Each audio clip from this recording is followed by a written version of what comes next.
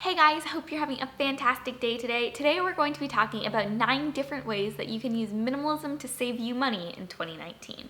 And whether you're trying to save money, pay off debt, or reach any other financial goal, I hope that these ideas leave you inspired to take action and to save money in the year of 2019. Before we get into this though, if we don't know each other yet, hi, my name is Ashlynne, and I make videos twice a week on this channel about minimalism and intentional living. So if you haven't subscribed yet, definitely consider hitting that red subscribe button down below if that sounds interesting to you. And with that being said, let's go ahead and get into these 9 ways that you can save money in 2019. Let's start off with number 1, and that is to stop collecting and to start selling. It's so amazing to me how often even I forget that if I stop buying things, I will just naturally save money as an outcome. But on top of stopping spending money in 2019 on things that you don't need, what I would suggest you kind of tack on to this particular step is to start selling things that you have that you don't need. By using something like Poshmark to sell clothes, eBay, Facebook Marketplace, there's so many different ways that you can sell a lot of the different items that may not be adding value to you, but can add tremendous value to someone else.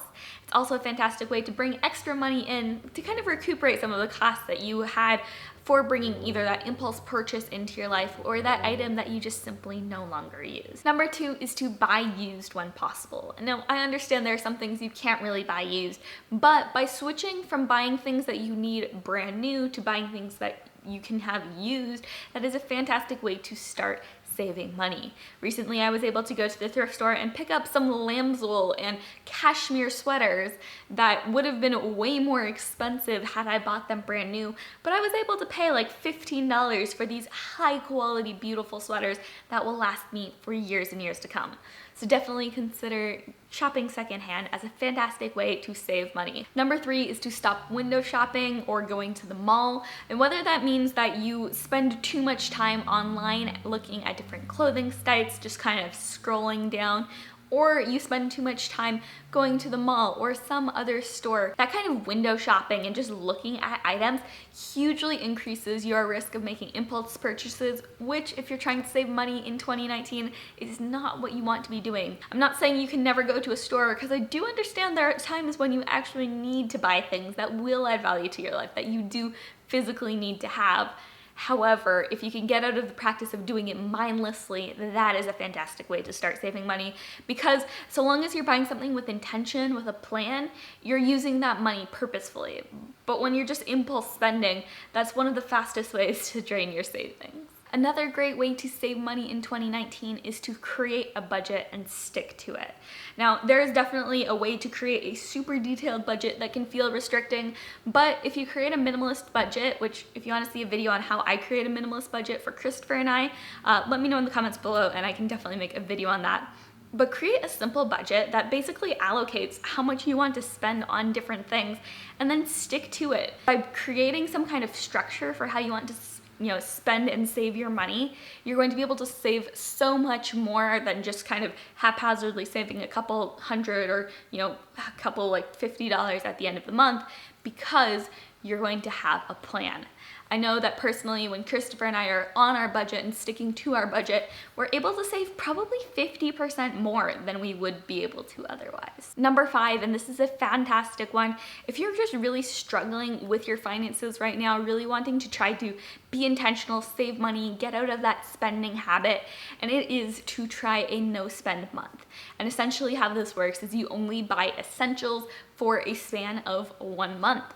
You can pick whatever month works best for you, but it really is a great way to try to limit your spending and bring it all the way down to the bare bones.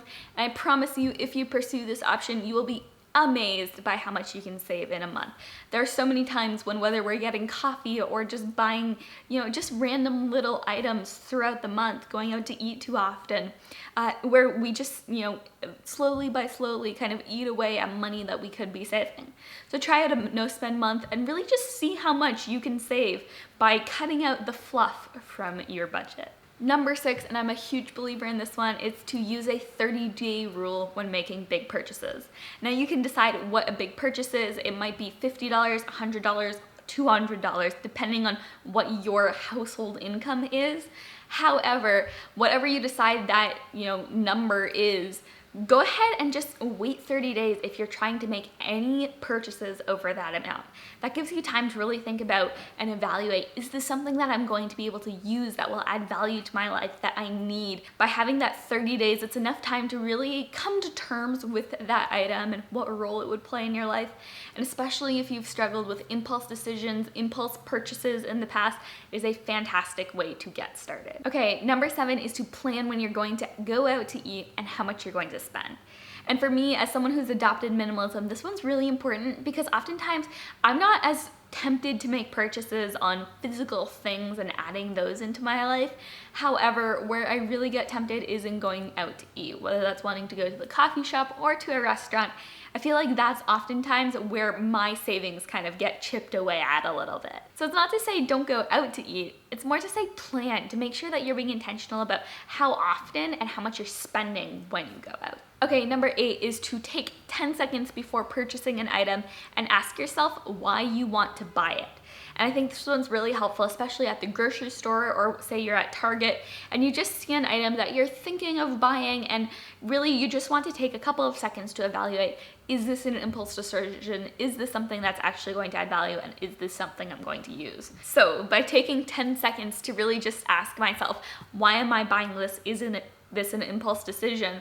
It really just gives me that chance to really quickly be more intentional about putting something in my cart and being, aware of the fact that I'm doing it rather than just throwing things into my cart and ending up overpaying and overspending for things that I don't necessarily need. So whether you're at Target or Amazon or your local grocery store, really just take 10 seconds and ask yourself, is this something that I need? Is this an impulse decision? And why am I buying this? Those few little questions in those few little seconds can really help you be more intentional about what you're buying and help you to save money by not making impulse decisions. And finally, it's to set goals and share those goals with someone for accountability.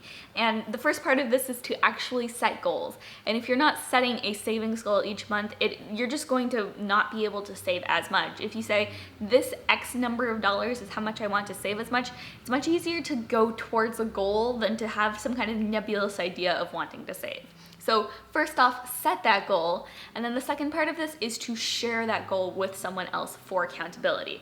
Now, whether that's a spouse, a partner, a friend, a family member, find someone who you trust with your financial situation and discuss your savings goals and how you're accomplishing them each month with each other. And really just share your successes, your, places where maybe you're falling short a little bit, and really just encourage each other to hit those savings goals.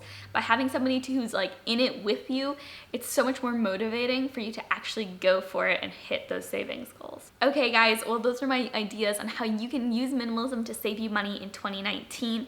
I hope this gave you some inspiration, and whether that means you want to sell some items you're no longer using, really kick your impulse spending habits, or trying out a no spend month, I hope it gave you some inspiration and ideas for ways that you can make 2019 your year of savings.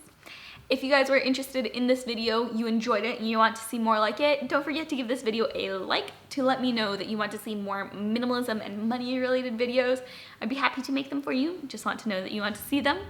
Also, if you had any ideas today that I did not mention that are just different ways you can use minimalism to save you money, go ahead and comment them down below. I would love to read them, and I'm sure everybody else would too.